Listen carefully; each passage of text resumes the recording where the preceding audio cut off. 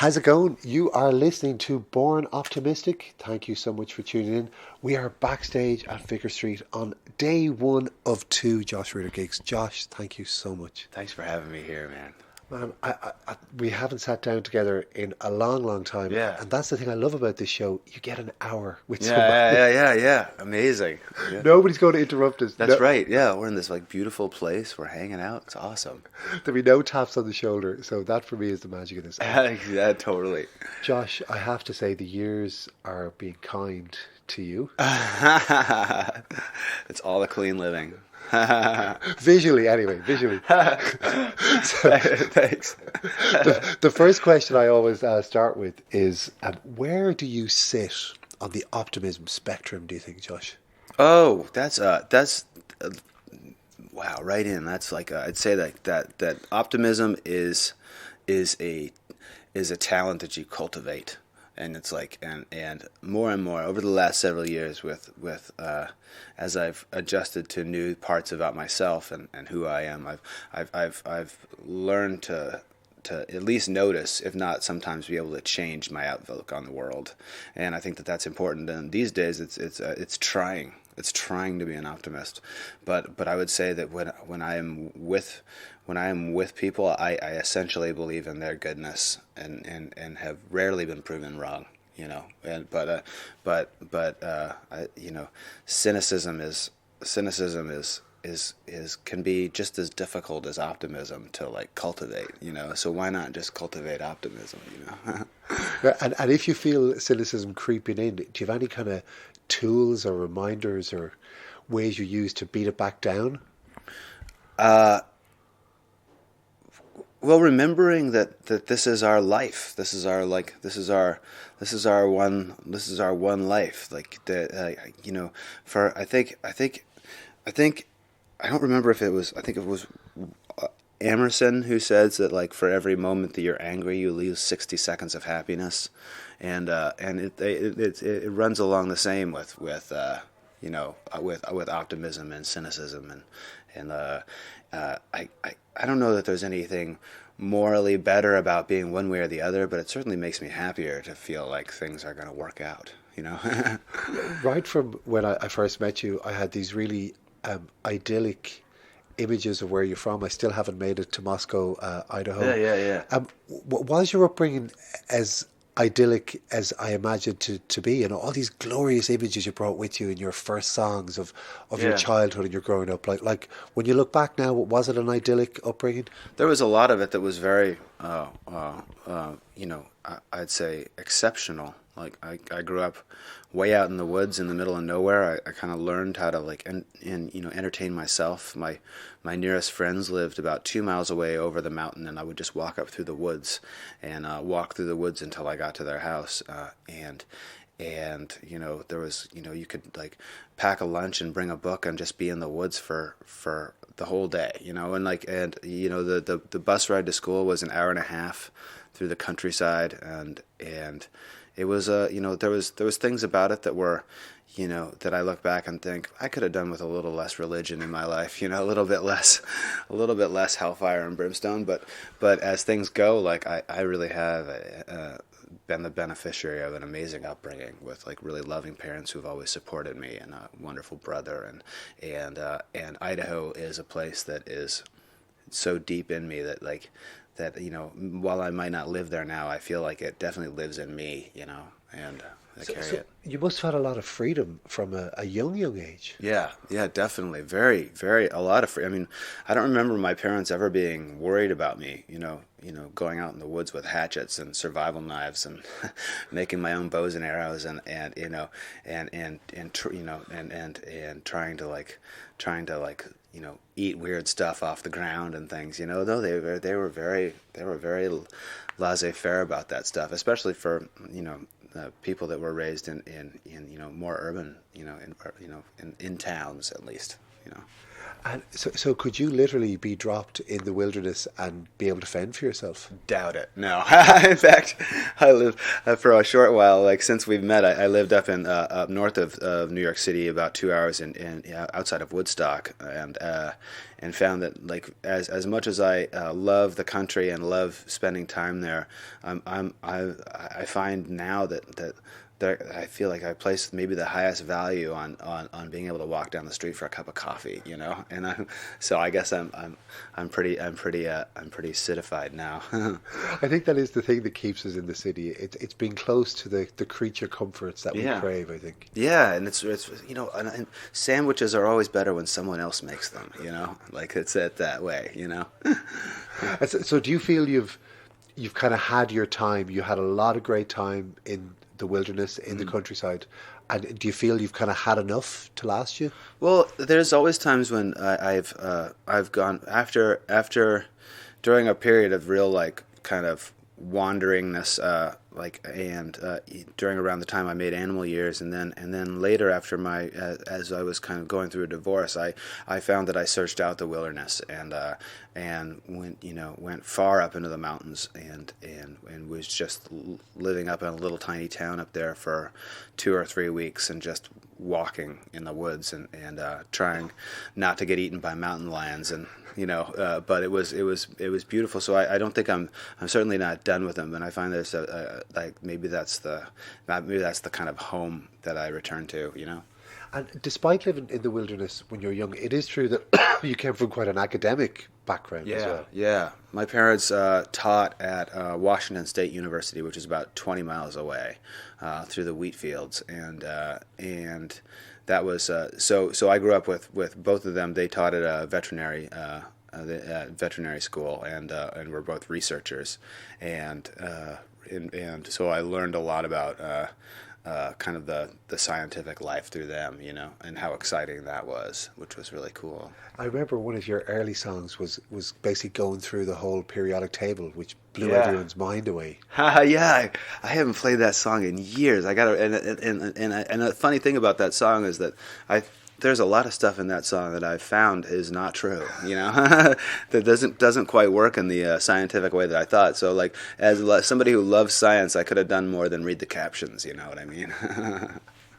So well, I'm trying to figure out that this guy, grown up in the countryside, science and veterinary and nature all around, and religion, as you say, like where did the devil's music come into all this? Like how did music become the thing? If you're in this environment where I'm sure there weren't many rock and rollers around. Oh, there was no rock and roll. You know, the closest we had we had no MTV or anything. We had two channels on TV, and then you could get a classic rock station from Spokane, Washington, which is about 2 hours north, and that was kind of my musical education in high school was classic rock and the freedom of suddenly being able. I had briefly had a paper route, and and I had a little car that I drove around, and I would listen to that stuff driving around these little tiny towns all surrounding.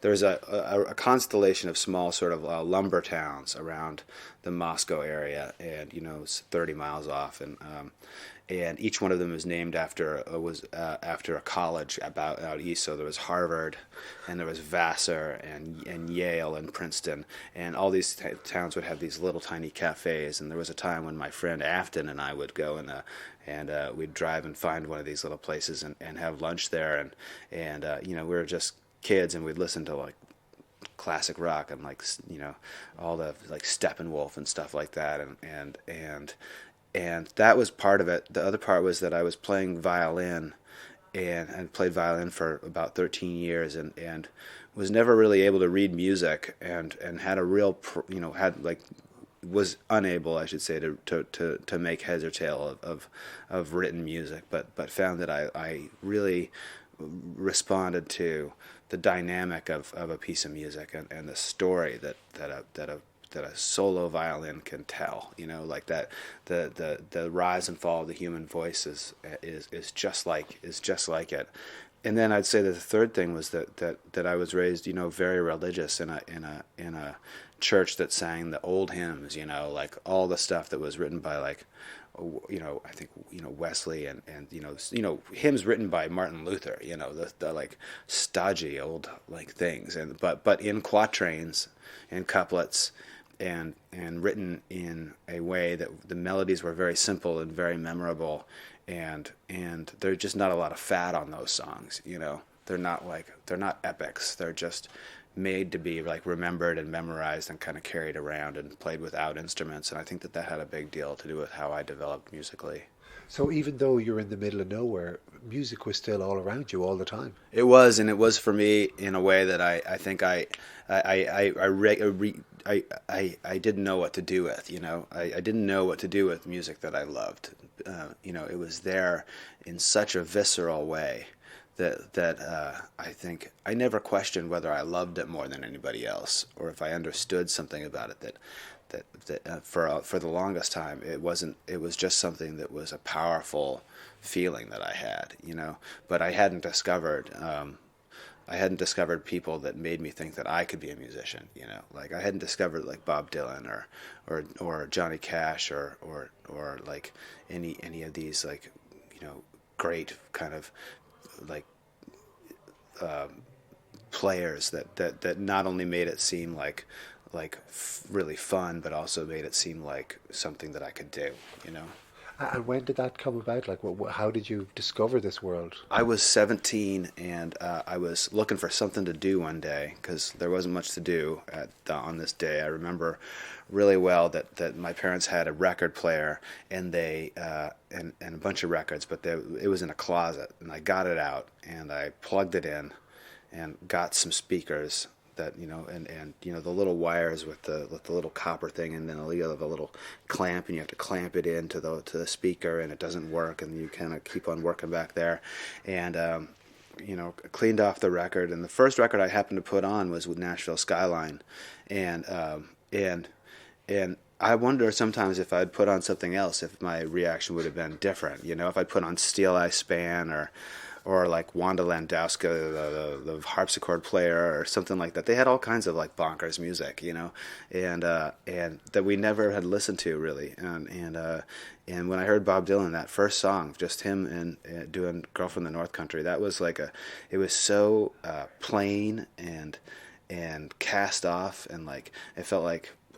It felt like everything and nothing at the same time. It felt like everything was, this sound mattered so much. And when I was 17, I was hearing about this guy singing about this girl that he had like left long ago, and he wanted to see her again. And I was about to leave high school for college, and I was like, I was thinking about all the girls in my high school that I had never said anything to, and who would never talk to me, and the great kind of already like this pre-whimsy for a time that I felt was leaving, and Bob Dylan like wrote about it in this casual but devastating and simple way that was no different from a hymn, just like just a few lines here and there, and I was like, oh, this is for me. This is what I've been looking for. This is actually music. That it was up to that point. It felt like, even with stuff like the Beatles, like it was phenomenal music, and I couldn't believe it when I heard it. But I never thought, well, that's like something that I would do, because it just seemed like so far out of the realm of possibility. It seemed like almost like a cartoon almost, not like. It's just incredible, the image of your life literally changing in that moment. It was a crazy moment.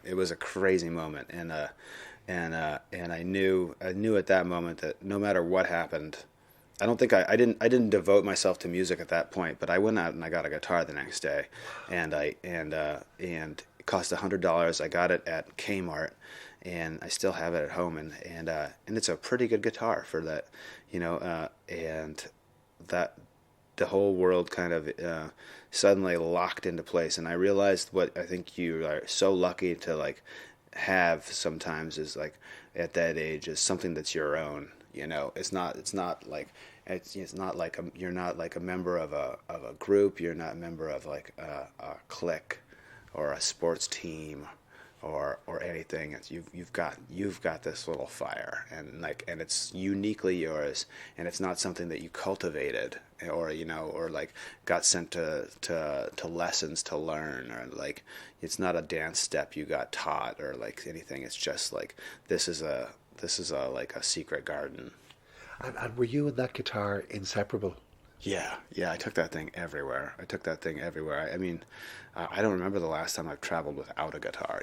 I travel with it when I'm playing music, but I travel with it when I'm going home, when I go anywhere. It's like, I don't know. It's something I just like has been part of my thing since then.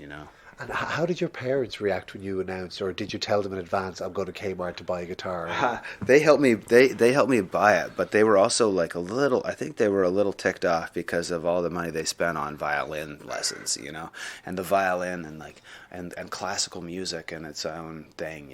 It's like compared to like banging away on the D chord for hours. It just didn't seem like as probably I can only imagine they were perturbed, but and it started to mess with my whole idea of what I was going to do in school too. I had this whole idea I was going to go off to college and be a neuroscientist like my folks, and suddenly right as this decision was forming, I had this new thing came into my life, and I was thinking, well, I can play music. I can play music on the weekends. I'll play music for people, and it'll be okay, and I'll be happy. And then, like as time went by, that sort of feeling just became more and more strong that I had to go in a different direction. Yeah, I'd say your parents were horrified and terrified at the same time. I think that's yeah. They've been very strong about like a lot of things, and then and now and I've always thought like my parents were my first and my most supportive record label. They helped me to print out my very first copies of my record. They stored thousands of copies in their basement. They always they always buy a ticket to the show, even though I never I was like, Mom, this is something I can do this as your son. Like they won't accept guest lists. Yeah, no, they won't do it. Oh, that's so sweet. And do you ever wonder what your alternate life would have looked like if you hadn't put on Girl from the North Country and you went into neuroscience? I can imagine being a very confused and unhappy person, I mean, because what I loved about science was my parents, and like their love of science was infectious, and it was what I wanted it. I really coveted that, and it made sense, and it made life make sense because you would go to school, and you would go to graduate school, and you would work your way through until you got a tenured position, and you would like publish papers and do science, and you would have a life that like seemed to be, in my mind at that age, very much about that stuff all made sense, and there was a ladder that you could climb, and with music there was none of that, but there was a lot more. There was just a total uncertainty. In fact, when I decided I was going to finally start doing music I was in college, and I was like, I've got to do music for my life, but I'm going to treat it like grad school, because that's the only way I knew how to contextualize any of it, was that I would go out of college, and then I would go and I would spend 4 years trying to make a living doing it. I'd spend 4 years, and at the end of that, if I couldn't do it, I would figure something else out, is what I told myself. So I basically put off the decision for 4 years and just played as much music as I could. But they were always, if I was to be doing science right now, I don't think I'd be doing very good science. I don't think I'd be very good at it. Would you be like a climate change denier in the pocket of Trump? Yeah, totally. Yeah, I'd be deep on the dark side now. Yeah. You've always exuded a goodness and a warmth. And do you attribute that to your parents?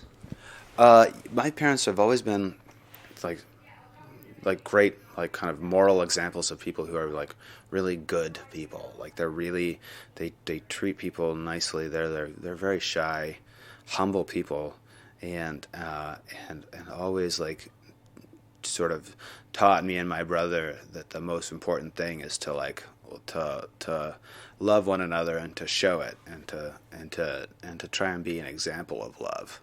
and that's something I've always like really been amazed and respected them for, because I mean, I think, growing up, you're a kid, you don't always make that easy on your parents, Yeah. For sure, it was funny when you were talking about the girls in high school that you never plucked up the courage to talk to Yeah. or whatever. And I'm kind of wondering the path between when you first got your guitar and when you wrote your first song, and was that in any way a way of talking to these girls? Oh yeah, yeah. I mean, I think now it's like I can make it like a broader thing and say like, like it's like I have trouble connecting and communicating in a way that in certain ways, and that music is my way of getting exactly what I want to say, and there's no stuttering, there's no filling it up with placeholder words. There's just and then there's also the fact that when someone's singing, you're not supposed to interrupt them, So like you could get out what you wanted to say, and also something like beautiful about like at that time realizing that high school is not a place where you lay your soul bare, and I started to do that a little bit, I started to say and play music, and like I recorded a little tape, and like my friends knew that I was like doing this, and they also knew that I didn't care what they thought, and I think that was my first way of like starting to communicate with the kids around me, and I still never went on a date in high school, but I felt like I was closer to that than I had been. So the epic hero of your early songs, they were imagined scenarios rather than real scenarios. Yes, yeah. Everyone. There might be a grain of truth in there, but it was mostly like now, like I can almost imagine that they happened, but like. So break it to me gently, Josh. Yeah. Is there a real Kathleen? There was this girl. She was so awesome, and I loved her so much, and like and since I had a car, I would drive her to like a couple different parties, and that was my way of being like close. And then one day it was in the wintertime, and I was driving back from my friend Rocky's house, and Rocky lived over the mountain, and he lived at the top of this really steep hill that his dad had made with had plowed up driveway up this mountain with a Caterpillar tractor, and it wasn't like an Army Corps of Engineering job either. It was pretty hairy, and we slid down the hill into this big ditch, and she actually pushed the car out while I was gunning them. It was a very small car, but she really it made an impression on me, and like and I remember like thinking, man, this is like, it was like one of the more like to get stuck in the snow and freezing out in the middle of nowhere, and like it was just, I felt very embarrassed, and she rose to the occasion, and she pushed us out, and I gunned the motor, and that's never left me. I've always thought about it. And the moment just never came to steal that kiss. No, and I just like just wasn't. It just wasn't. It wasn't. That it was like so many things with like songs and stuff. Sometimes like it was just the moment and the imagination of and the kind of big vast romance that you feel in your like heart at that time was like almost overpowering enough, and I had crushes on so many girls, and but they really fueled the writing songs, and sometimes just like writing the song was enough, in fact, and it had to be, frankly. Was there a lot of wildness around you in Idaho? Yeah, lots. You mean in terms of like partying and excess? I mean, no, not really. Oh no, I don't mean like the wild opens. I mean like people going wild, like teenagers going wild. No, not at all. In fact, like I didn't have a drink until I was well into college. There was there was no partying. I was very straight laced and very as quite religious at the time, and or at least thought I was, and was trying to walk the straight and narrow, and so if there were parties, I didn't get invited to them, but I heard that there were parties where, like, up on Moscow Mountain, where they would, like, roll kegs of beer through the fire and, like, shoot at old cars and stuff like that. I never got invited. Maybe I'll get invited now. And why were you excluded, do you think? Well, why didn't they invite you? I think I just was one of those kids that, like, that thought, partially by their own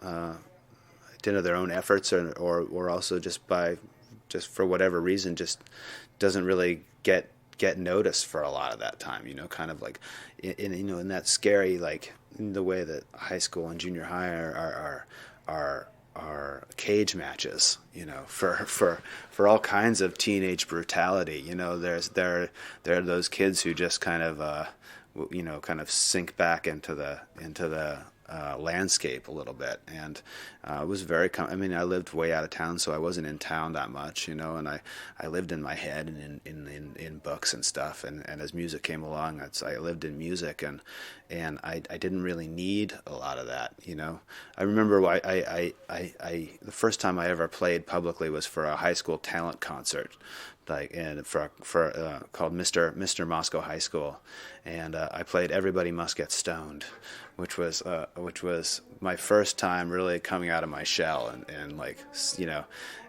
playing for an audience, and I chose the right audience. After that, things got easier because people realized I was on their side, And where did you go to college? So you're kind of left Moscow around 17, Yeah. and then Around 18, I went to college out in Ohio, which is about 1,500 miles to the east, and which was a little town called Oberlin, Ohio, which was famous for its kind of the freakiness of its school. And I visited a bunch of colleges. Like, that's something you do. You go off with your kids and go and visit, like, these places and see if there's any place. And you get a tour from some from some student that's going to the school, and they show you around. And I saw all these, like, schools, and they were just so boring. And then I went to Oberlin, and it was just freaks, and I thought, here's a place where I can become more of who I am, like, I don't have to be the person I was before. And music was a huge part of the school.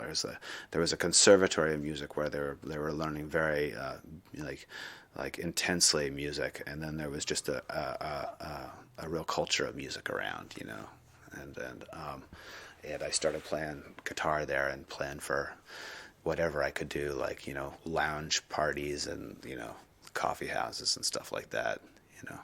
And for your grad school years, then, as you say, your 4 years of trying to make it after college, Yeah. is that when you went to Boston? Or? Yeah, that's when I went to Boston. I went from there I was afraid to live in Boston, and I was afraid to live in New York, because being from Idaho, I just assumed I would be murdered instantly.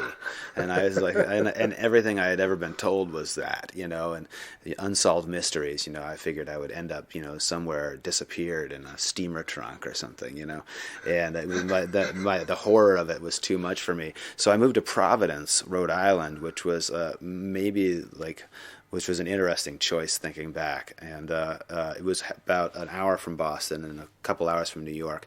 And I figured I will temp work in around Providence, and then I'll play open mics wherever I can, and try and start to play some of my own shows. And so I would work at, like, hospitals and like luggage factories and baby clothes factories and all these places where I could get a 2-week gig, and then I could spend the next 2 weeks like playing open mics and calling places and trying to, like, knock down doors to get shows. So was Boston like Joan Baez and New York was Bob Dylan? Was that Yeah, that was how it is. Yeah, totally. Yeah, But I noticed a lot of things about that. I noticed that when I went to New York, there was all these bands playing, but no one ever seemed to leave New York. And in Boston, there were all kinds of shows, but no one seemed to leave Boston. And I started to realize very early on that if I wanted to like have a job touring as a musician, I needed to tour without knowing whether anybody would come. And so I got a map of the United States, and I did circles of like 50 miles, and then 100 miles, 250 miles, and as far out as like Chicago, and I made it a goal to play, as much as possible within these small circles moving outward, and it was like, it could have happened any way, but it was a way to pass the time while I was trying to do it. It was like convincing myself that these goals were really useful, and I guess they really were. That's what I ended up doing. But playing in Boston and New York was really great. New York had this powerful energy and just this nuts feeling of like people. I remember the first time I ever went to New York I was visiting. I had sent a tape to Peter Yarrow from Peter, Paul and Mary, and he invited me to come out and visit him in New York. And I stayed at his son's house, which was made out of drywall in this big warehouse in the middle of Brooklyn somewhere, and just absolutely the most kind of coolest way of living. And then Boston was like. There was Harvard was there, and Tufts and Boston College and all these like places where students would hang out, and so I got to play for that kind of crowd at some of the folk clubs, And did you write to all your heroes? I mean, was Peter just one of many you wrote to? I remember I gave a tape once to Arlo Guthrie. And I gave I didn't know very much about what music was going on, currently, but I knew that there were these people that had been around and were still like really carrying the flame for a certain type of music. I remember I saw Bob Dylan the first time on the day that I graduated from high school. I skipped whatever was happening right after school and went up to Spokane, and I had brought a tape with me because I thought I could give him a tape, and I showed up and there was like 15,000 people there, and it was I was standing there with my tape of like a mile and a half from the stage, but I did try that. I reached out, and I still think that that's like something you should do. Like if you feel like somebody like is like artistically makes an impact on you, it's and you feel like you should pass. Don't ever expect anything back, but I think that the sharing your own personal art is really important, and even if it's not going to be listened to, even in which it most assuredly won't, but it's nice to be able to pass those things on. When you were working in the luggage factory or the baby clothes factory, and someone had said to you that just in a few short years you're going to be touring with Joan Baez. Yeah. I mean, yeah, totally. Well, that's the weirdest thing, and I was very lucky to have to meet in college my bass player Zachariah Hickman and my manager Darius, who were both at school with me at the same time, and thankfully they were such a big part of that kind of making those first steps. But yeah, I had no idea, and as hungry as I was to do music, I never I just kind of consumed all the experiences I possibly could and just kept on going as hard as I could, So when I ended up touring with Joan Baez, that was an insane experience, and it was but it was a stop on my way. I was still what else can I do? And then, it was also strange because there was a good long time there, and even well into my time playing here in Ireland, that I would go home and I would go back to temp working, and just be, working in the basements of hospitals, just so that I could make enough money for rent or make enough money to come back and like, or print up some more records or whatever. It was a funny time. How far into those years in Rhode Island did you meet? You met Glenn Hansard at the open mic in Boston. That's how you met. Yeah, totally. That was, I believe, it was in 2001. In 2001, so 2 years into kind of playing open mics, like I met him, and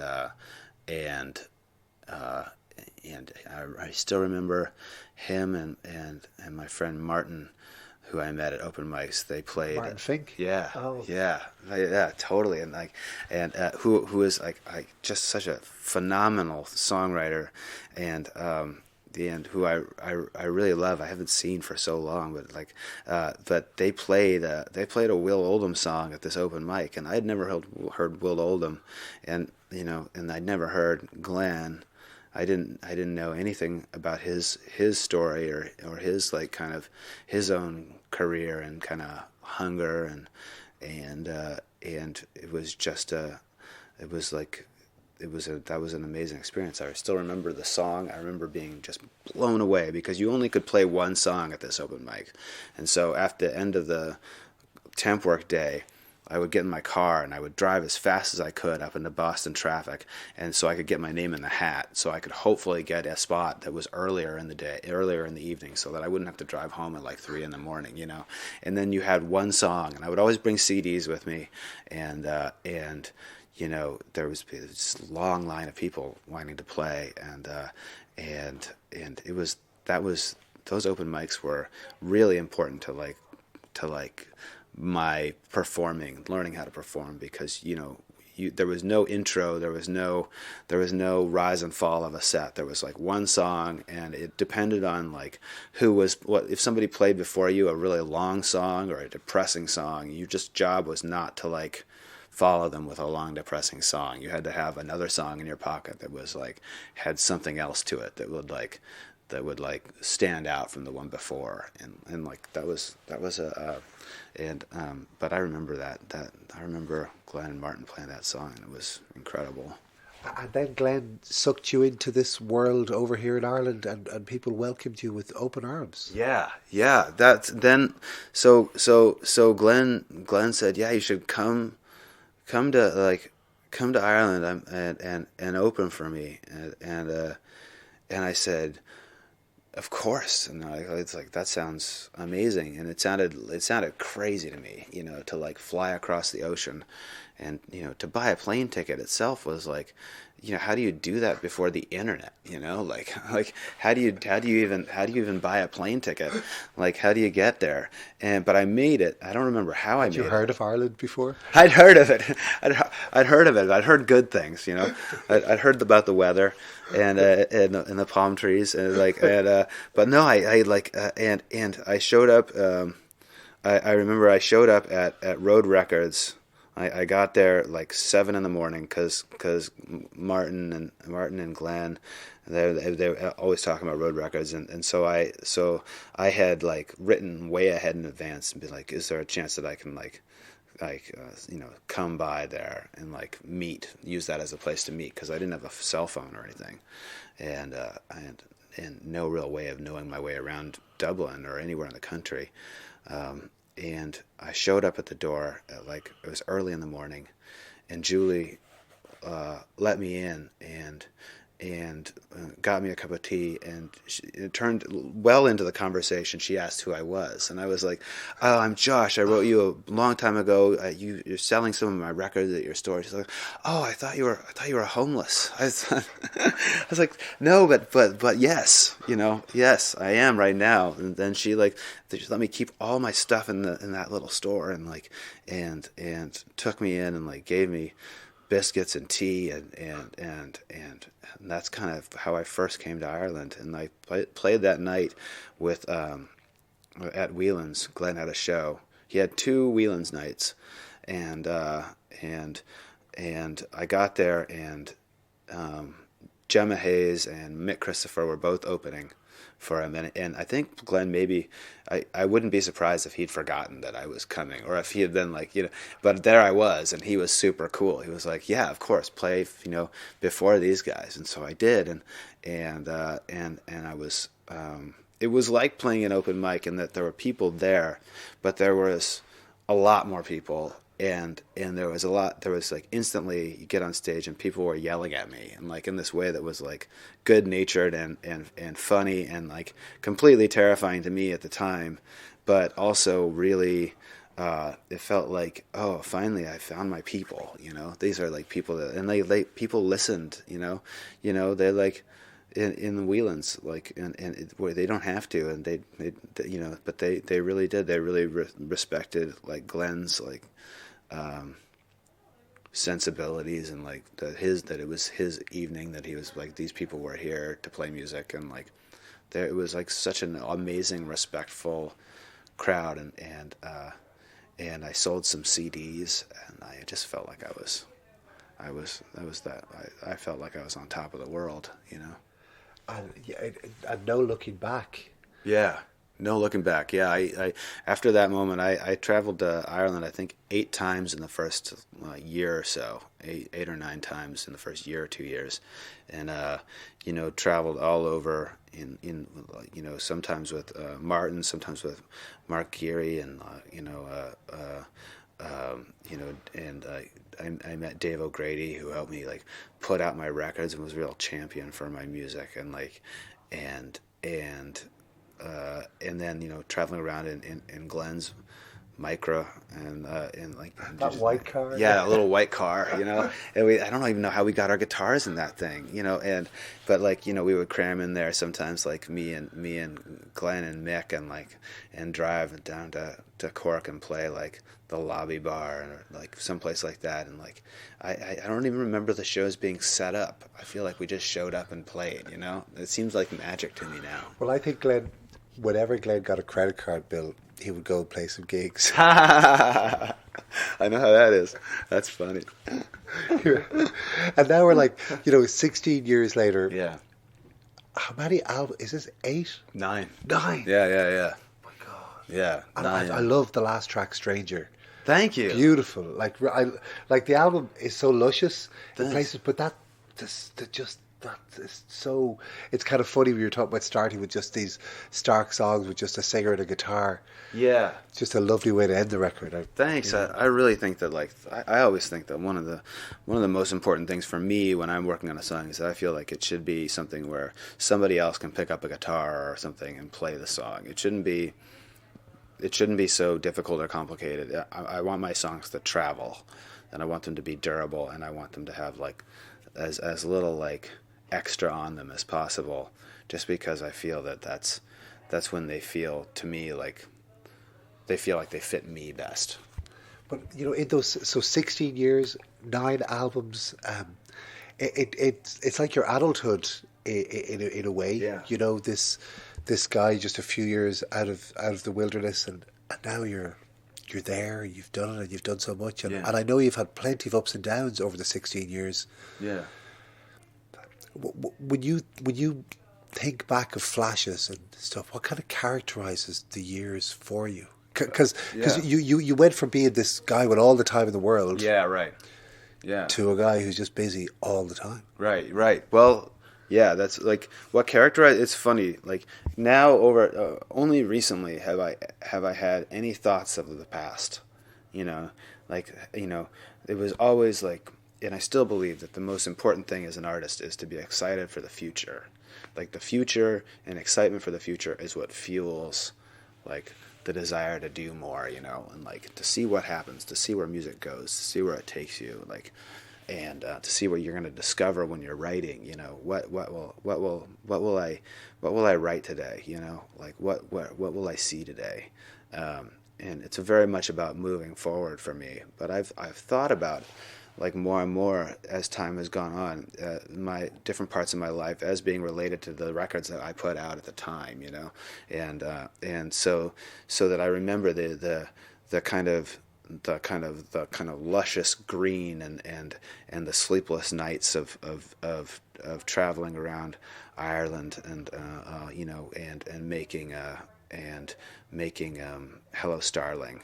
I remember the traveling around, my first time traveling around the States, opening for Gemma Hayes, and I was getting wooed by Warner Brothers at the time, and I remember meeting all these like funny Warner executives, and realizing the first time I was seeing behind the curtain of like what the music business was like, that that the people there were just as confused as I was, and but to on through like a record like Peace and Its Tracks, which is about a divorce and a weird moment then, and like I feel very lucky that I have these markers that have been set down in my own life that I have, that kind of are like little kind of window boxes into or a diorama of something that at least I have an idea that I remember what happened.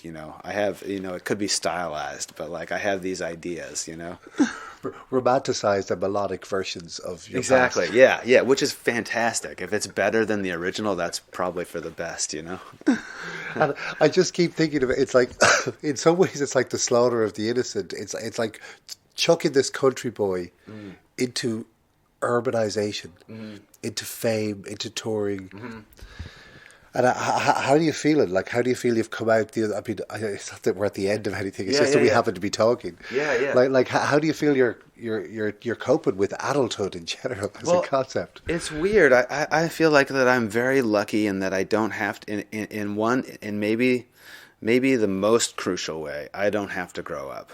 I can retain the curiosity and the sense of wonder, and I can like use those on a daily basis. I remember reading recently that I just thought this was really interesting, that in Leonardo da Vinci's notebooks, he has a to-do list where he mentions he wants to find out what a woodpecker's tongue looks like.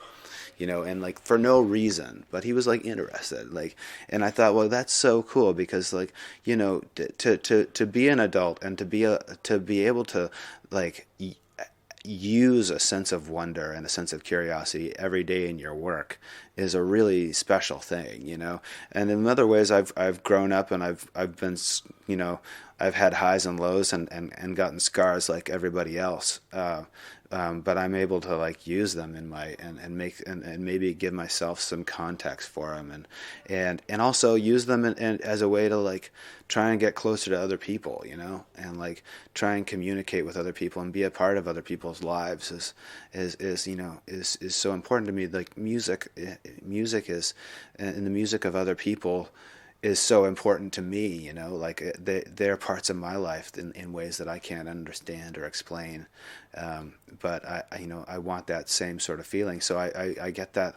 I do feel that I'm as the things that have changed me, I certainly have maybe like changed in like how I live day to day and things like that. And I'm a father in like, I'm a family man, but in one very crucial way, I've never lost the sense of excitement, I was going to ask you about that, about parenthood and how do you let it influence you enough but not too much? Like right. How do you get that balance of being a good parent but not wanting to lose yourself? Right. Yeah. Well, it's I find that like that one great thing about being a parent, and it's like, for my art is that it I've found that like being a parent constricts the time you have, like in this way that's just like, who cares if you want to sit around all day and think deep thoughts, no one gives a rat's ass, like your kid certainly doesn't care, your kid wants you to play with blocks and like that's all they're going to do. They're like a professional, your kid. I want to have a book that I'm going to put out one day called Treating Your Child Like a Professional, because like that's what they are. They like professional children and you have to go along with it. which means that like one of the things that happened was I stopped writing with a pen quite as much. I started like making up as I was doing stuff and doing things. I couldn't like write stuff down. I had to like think of it and then write it in my head, and I started to really enjoy the challenge of that. And I found that the words got like weirder, and the ideas got more polished and strange as in my head as like through the day. So like that sort of stuff has made me concentrate less on myself. And take more joy in the moments of creativity where I do have the guitar in my hand, and like I don't have time to like to like be like a great artist. I have only time to like write the songs as I'm thinking of them. And kids take play seriously. Like that is their job. Yeah, that's as you their say. job. Yeah. Like they don't go, oh, I'm just goofing around. Like this is the most important thing in the world right now. Yeah. The tactileness of it, and like there's no theory going on. There's not like there's just enthusiasm. And how has you've touched on it there slightly, but how do you process ideas, and how has that changed? And like, has it gone from something random into something you need to put more structure on? And the power of an idea, the value of an idea, how does that factor into your life? Well, I find that I every couple years I realize that I'm taking myself like too seriously, and that's like that. And for whatever reason, I'll be thinking way too hard about stuff, and I'll be like worried about my like career and my place in what I've devoted my life to. I'll be worried about these things, and then I'll run across a song that I'm writing. I'll write a song, and it'll just be, I just remember that, oh, it's just a song, it's nothing special, It's special to me in that I enjoy creating it and I enjoy sharing it, but really, like, music is like Tom Waits says, it's just a fun thing to do with the air, and there's nothing like there's something very comforting to me about that, that what I'm doing means in one way everything to me, but in another way is just kind of a silly fun thing, But you're putting yourself out there, and you're exposing yourself all the time. Mm-hmm. Mm-hmm. Yeah. Well, my motto with life is just get embarrassed and move on, and like being on stage, writing music. It's all just sort of a life in miniature, Stuff goes wrong on stage all the time. Like, you can forget a word. You can last night like pulled the guitar off the stand by accident, like, crash to the ground. It doesn't matter. Like, things happen, and you can either let them control you, or you can just be like, you can laugh it off. Appreciate the fact that you're a human being doing something that is like taking a chance, and then just move on, because taking chances is the only thing that really seems to like make art have any real value. What I love about the new album Gathering is it's the same but different. Thanks. Do you know what I mean? Yeah. Like the way it starts, it's got this really luscious differences, but then a few tracks in, it's like, okay, I know where I am again now. Yeah. And I love that. I think that like I've always thought of like each record you're carrying like a match from one record to the next, and you're trying to keep this little fire lit, and like the fire will be different in some ways, in that it's a different fire, but it's still the same fire. You're still carrying it from one record to the next, and there's a charm there that I can't explain what it is about what it is that I need to have be the same, but I do need something to be like, to give me it needs to like ring the same bells, like, and that's something I have to like, I don't know what it is, but it's something that I need to do. Well, there's just a glorious warmth and kindness that just emanates from everything you do. It really does, Josh. It really does. I loved your novel. Thanks. And I'm wondering, do you have plans to write another, or and how was that for you as an experience? Because I mean, for me, that novel to me feels so different from your records, but because it's one particular sustained story, it's completely different. I mean, like how does that fit in for you, and when you do more? I mean, I've got a couple like first drafts of things that are crazy, and the one thing that I really realized when I was working on this, was like the first draft comes super fast, and then comes a year of editing, and which becomes like this real, it's like a sickness. You have to be willing to be like, I don't know how authors do it. I mean, I have such respect for a novelist who can like do this as their life, because you get done at the end of the day and no one's applauding, no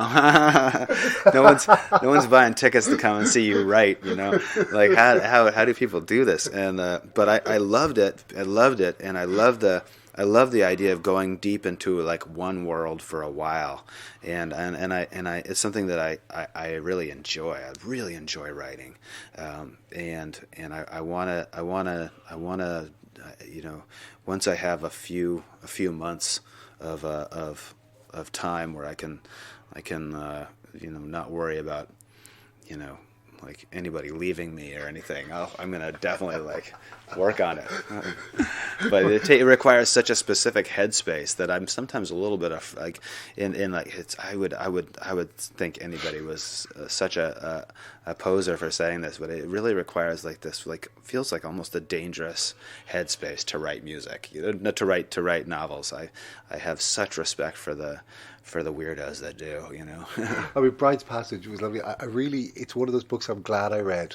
Thanks. And that's what else can you say? Yeah, thanks. I'm glad to spend the time. I learned a lot writing it. I one of the things that that drives me to want to write another is because I feel like I learned so much from the experience. I know I can write better, and I know that like that like with music, every time you think you've got it figured out, you're going to do it right the next time.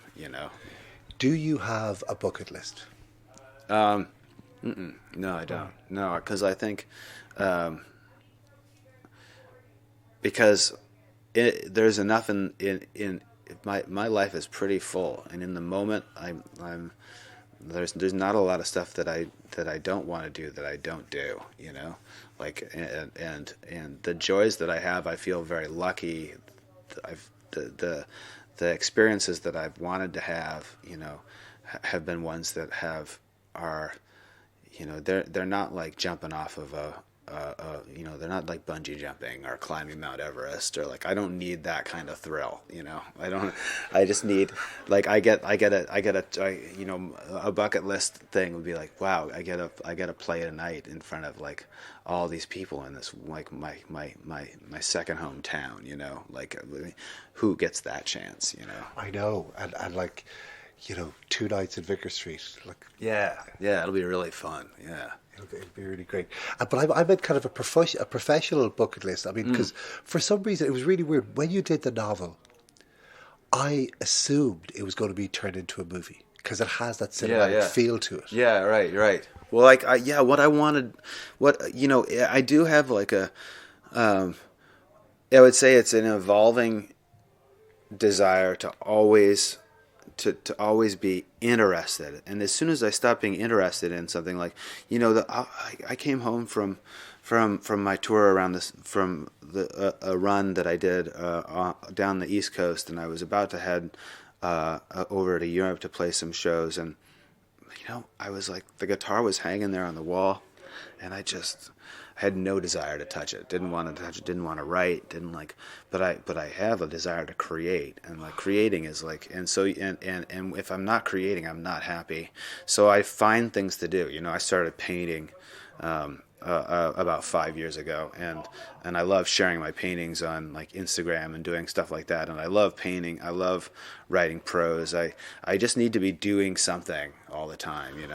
Well, you've always been great at that, and you've always been very driven. Were you spooked when you didn't want to take that guitar down? Were you freaked out at all? That's something that over time I've learned that the thing is not going to go away from me. It just goes away when I don't have anything to say, And when I don't have anything to say, then I start trying to make up stuff. Then the stuff is just a waste of time, I admire people who can sit down every day and write a song, or like who go to their office and work on their music. Like I think that's really, and that works for some people. But for me, unless I'm struck by